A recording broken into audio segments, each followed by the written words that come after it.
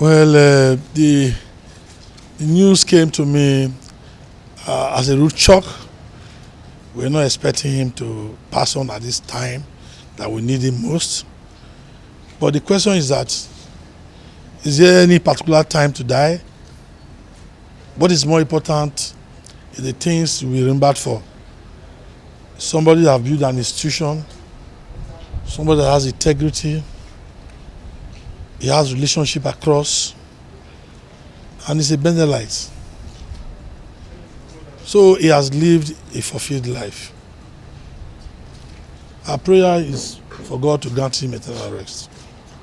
Quite saddened, because this is a man coming from the south, the same south with him. We looked upon him as one of our very distinguished and eminent leaders. A lot of us growing up saw the way he took the world by storm, saw the way he managed his life, saw the way the moves he made independent into government, out of government, and into the wild wilderness of business. And then we also, being younger ones to him, we tried to emulate him. So in fact, he encouraged a lot of us. And you know, he broke bounds.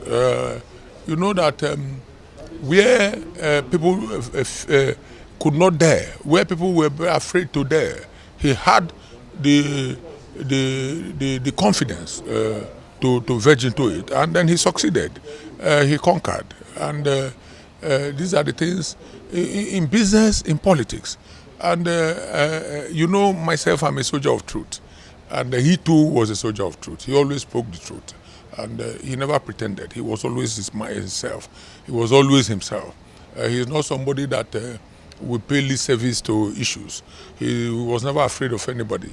He is not somebody that will tell you what he doesn't believe in. He is not somebody who will speak to improve, to impress you upon things that he doesn't believe in.